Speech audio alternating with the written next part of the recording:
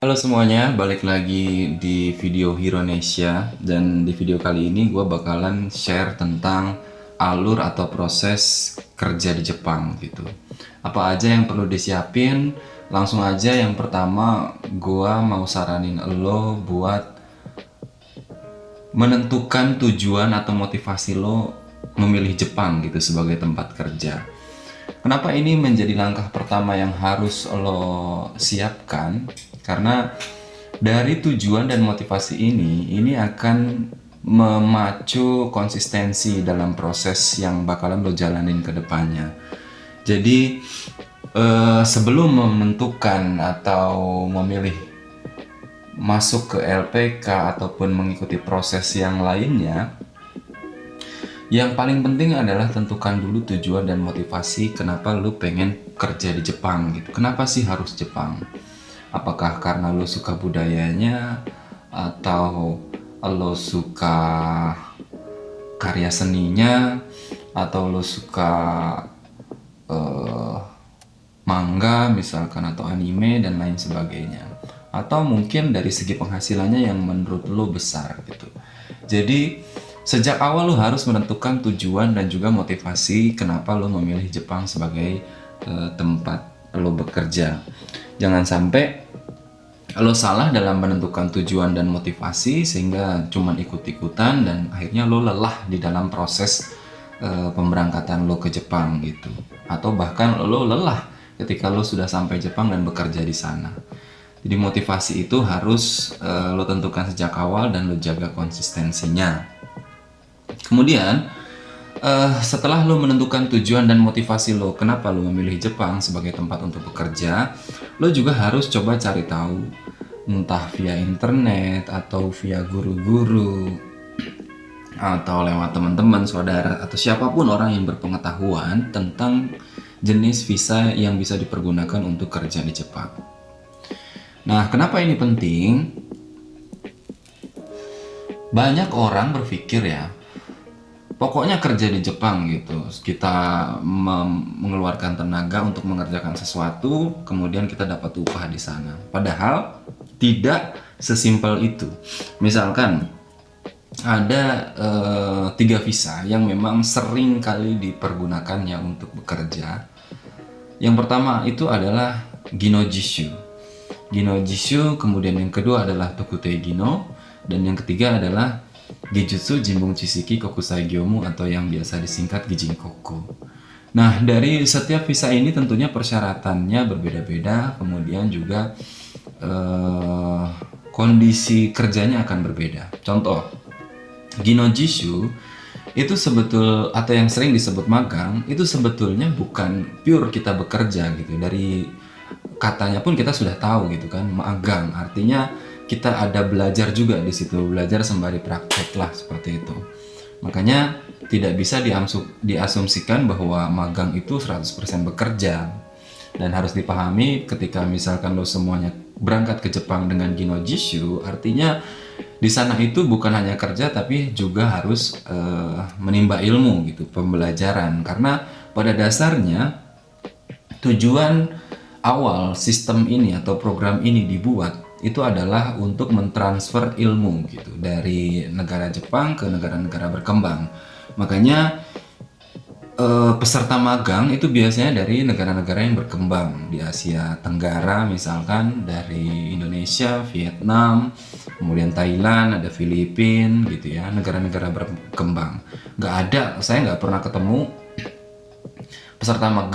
peserta magang itu yang berasal dari Belanda misalkan, dari Australia, itu belum pernah lihat gitu, karena memang awalnya sistem ini dibuat untuk mentransfer ilmu dari negara Jepang ke negara-negara berkembang gitu. Makanya di dalam program tersebut itu diwajibkan juga untuk para pesertanya itu belajar gitu, menimba ilmu di dalamnya untuk kemudian di transfer ke negara asalnya, seperti itu. Kemudian yang kedua adalah Tokutei Gino ya, atau biasa dibilang SSW lah. Jadi berkeahlian khusus. Nah, di sini dari segi persyaratan dengan Gino Jisoo pun sudah berbeda. Kalau Gino Jisoo tidak ada persyaratan khusus, yang jelas anak berkemauan, kemudian ada motivasi untuk belajar, itu bisa ikut program Gino Jisoo. Tapi kalau Tokutei Gino itu ada persyaratan khusus, diantaranya adalah sertifikat SSW, keahlian khususnya apa. Jadi ada sertifikat di bidangnya masing-masing gitu. Ada di bidang pertanian, di bidang perikanan, di bidang manufaktur makanan, restoran, kaigo, dan lain sebagainya ya. Jadi ada sertifikat keahlian khusus atau SSW-nya. Nah, selain itu juga ada yang namanya sertifikat bahasa. Nah, bahasa ini yang bisa dipergunakan untuk saat ini adalah sertifikat JFT Basic A2 atau JLPT N4 ke atas. Artinya N3, N2, N1 itu boleh untuk Tokutei Gino. Untuk ujian yang lain setahu saya masih belum bisa. Seperti JTES, kemudian NATES gitu masih belum bisa dipergunakan untuk Tokutei Gino. Nah, untuk Tokutei Gino ini jadi butuh 2 sertifikat untuk yang bahasa, kemudian sama sertifikat keahliannya. Tapi ini hanya berlaku untuk yang baru ya, newcomer gitu. Kalau misalkan sebelumnya sudah pernah melakukan program Gino Jisoo selama 3 tahun, cukup melampirkan Senmonkyu atau Hyoka Chosho atau Gino Kentei Shiken yang Sankyu. Jadi salah satu di antara 3 ini saja sudah cukup. Atau kalau yang dulu itu ada namanya JITKO ya, keterangan Gino Jisoo Shuryosho atau apa itu lupa namanya. Yang jelas itu bisa dipergunakan tapi dengan syarat nanti ada dokumen tambahan, entah Hyoka Chosho-nya kah atau ada Ryusho namanya. Jadi kalau yang sudah pernah di Jepang 3 tahun itu prosesnya atau syaratnya lebih mudah gitu. Tapi kalau yang newcomer tadi harus ada 2 sertifikat bahasa dan juga sertifikat keahlian.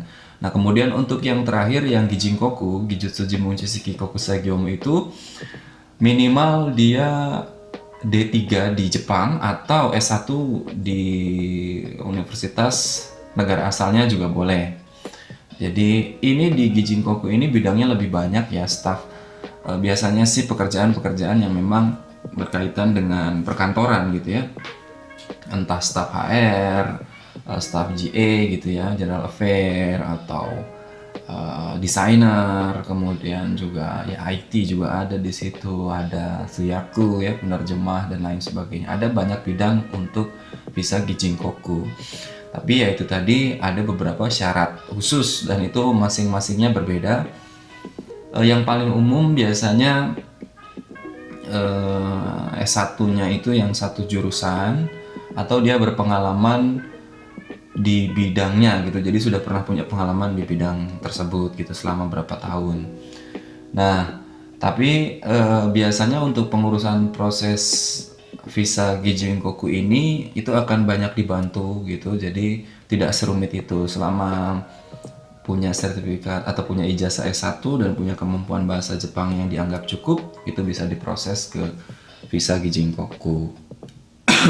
Jadi teman-teman harus paham dulu 3 jenis visa yang sering dipergunakan ini supaya nanti teman-teman bisa menentukan mau ke Jepang bekerja dengan visa yang mana. Nah, setelah itu teman-teman kalau memang mampu silahkan cari jobnya sendiri, itu banyak ya caranya. Bisa langsung cari di platform lowongan kerja, misalkan Indeed gitu, ataupun platform-platform lainnya yang sering dipergunakan di Jepang. Bisa langsung melamar ke perusahaan dan mengikuti tes langsung. Tapi biasanya kalau proses langsung seperti ini agak sulit. Kenapa? Karena tidak semua perusahaan mengetahui prosedur untuk merekrut pekerja asing. Makanya perusahaan seringkali meminta bantuan ke Kumiai atau Kangri Dantai, kemudian ke Torokushi Kikang atau yang biasa disebut TSK. Nah, kalau TSK ataupun Kumiai biasanya mereka akan menjalin kerjasama dengan instansi yang ada di negara tersebut gitu. Misalkan kalau di Indonesia biasanya ke LPKA atau yang sudah SO untuk yang program magang. Kalau yang program TG biasanya ke P3MI atau Perusahaan Penempatan Pekerja Migran Indonesia. Yang pada akhirnya dari P3MI itu pun bekerja sama lagi dengan LPK atau Lembaga Pelatihan Kerja. Nah, jadi memang peran LPK di sini begitu penting sebagai penjembatan, meskipun tidak LPK itu biasanya tidak langsung direct ke perusahaan, tetapi memiliki peran penting di Indonesia untuk mengkoordinasikan para peserta yang akan bekerja di Jepang. Nah, maka langkah yang ketiga yang perlu teman-teman ketahui adalah memilih LPK yang tentunya memiliki kredibilitas di bidangnya. Nah, bagaimana cara menentukan LPK yang baik dan benar? Ketika teman-teman punya beberapa pengetahuan dasar yang saya sampaikan sebelumnya, seperti jenis visa, kemudian aturan-aturan yang ada di dalamnya. Nah, ketika teman-teman ngobrol dengan LPK, teman-teman bisa ukur sendiri pengetahuan orang LPK itu sejauh apa gitu. Ketika orang-orang LPK ini mengetahui semuanya dan bisa menjelaskan dengan baik ke teman-teman, artinya LPK ini memang memiliki kredibilitas seperti itu. Intinya tidak ada iming-iming yang berlebihan gitu. Mereka bicara apa adanya dan memahami alur prosesnya sehingga bisa membantu kita. Jadi sangat irasional jika kita meminta bantuan kepada orang yang tidak paham dengan alur, dengan prosedur gitu tuh tidak masuk akal gitu. Bagaimana dia bisa membantu kita? Kita kan nggak ngerti ceritanya. Lalu kalau dia juga nggak ngerti, bisa bantu apa kan begitu? Makanya penting untuk menentukan LPK yang memang mengerti betul tentang program-program yang ada gitu. Kemudian langkah keempat yang perlu dipersiapkan adalah belajar bahasa Jepang. Nah, belajar bahasa Jepang ini sebetulnya tidak harus di LPK, bisa di sekolah bahasa Jepang atau mungkin bisa belajar otodidak gitu ya. Yang jelas ada konsistensi di dalamnya sehingga pembelajaran itu memiliki efektivitas dalam secara materi maupun praktek. Jadi kalau teman-teman nggak suka misalkan masuk LPK, bisa masuk ke sekolah bahasa Jepang atau mungkin bisa otodidak belajar sendiri. Selama itu efektif, tidak masalah gitu, silahkan belajar. Yang pasti belajar bahasa Jepang supaya kita bisa berkomunikasi juga nanti di Jepangnya. Nah, kenapa LPK itu biasanya mengadakan program pelatihan bahasa Jepang lebih efektif? Karena di LPK itu biasanya dari pagi sampai sore setiap hari selalu belajar bahasa Jepang, dan biasanya di LPK juga menerapkan penggunaan bahasa Jepang sehingga teman-teman bisa belajar sembari praktek sehingga lebih efektif lagi dalam pembelajaran bahasa Jepang. Nah, setelah teman-teman sudah belajar bahasa Jepang, langkah berikutnya adalah mengikuti proses seleksi. Nah, proses seleksi ini itu akan kembali lagi ke LPK yang teman-teman pilih di awal tadi. Dan satu hal yang perlu teman-teman ketahui bahwa tidak semua LPK itu memiliki relasi untuk menyambungkan atau menghubungkan teman-teman dengan perusahaan. Karena banyak LPK sendiri kasarnya tidak punya job gitu dan masih nitip ke LPK yang lain dan terus seperti itu. Sehingga langkahnya lebih terkesan lebih panjang gitu karena prosesnya menjadi bertele-tele begitu. Nah, tapi kesampingkan mengenai hal itu karena ketika teman-teman tadi memilih LPK benar-benar sudah menguji kredibilitasnya, berarti percayakan saja pada LPK, LPK akan membantu teman-teman semuanya. Nah, proses seleksi job ini ini tergantung dari perusahaannya, tergantung jenis visa dan tergantung dari perusahaan. Biasanya kalau Ginojishusei atau Ginojishu, perusahaan biasanya akan tertarik untuk datang langsung, melakukan interview secara langsung dan melakukan tes-tes praktek secara langsung begitu. Ada juga memang perusahaan-perusahaan yang hanya menggunakan media online untuk melakukan interview seperti itu. Jadi jenisnya macam-macam. Untuk seleksi ini tergantung jenis visa dan juga kebijakan dari perusahaan tersebut. Tapi biasanya seleksi itu meliputi tes tulis. Tes tulis ini bisa psikotes ataupun lainnya ya. Kemudian yang paling wajib biasanya adalah interview. Jadi wajib sekali untuk mengikuti interview. Nah, interview ini pun macam-macam, ada yang sekali, ada yang 2 kali, ada yang beberapa kali. Jadi memang itu situasional sekali, nggak bisa kita pukul rata pasti 1 kali atau pasti 2 kali, tidak. Itu akan menyesuaikan dengan ke situasi juga dan kebijakan perusahaan. Nah, ada kalanya juga perusahaan ingin menguji fisik, sehingga untuk Ginoji Suse biasanya ya diuji tes fisik, entah itu angkat beban berat ataupun disuruh lari dan lain sebagainya. Itu diuji untuk mengetahui ketahanan teman-teman nanti ketika bekerja di Jepang. Seperti itu.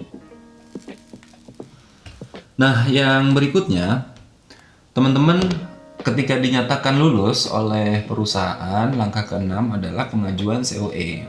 Jadi setelah lulus, nanti dokumen-dokumen untuk pengajuan COE di imigrasi Jepang akan diurus oleh LPK. Itu biasanya berkaitan dengan sertifikat yang dimiliki, kemudian foto, kemudian paspor, kemudian kontrak kerja, dan lain sebagainya. Itu biasanya akan diurus oleh LPK untuk selanjutnya diajukan COE di imigrasi Jepang. Tapi yang mengajukan biasanya dari pihak Jepang, entah itu dari KUMI-nya atau dari TSK-nya. Jadi LPK hanya mengumpulkan saja, kolek saja dokumen-dokumen yang diperlukan. Nah, setelah diajukan, berapa lama COE itu akan terbit, itu juga menyesuaikan imigrasi di mana tempat kita mengajukan. Jadi kadangkala imigrasi sedang dalam masa sibuk, maka pengajuan COE itu bisa memakan waktu. Range-nya rata-rata ya antara 1 sampai 4 bulan, atau bahkan bisa sampai 6 bulan.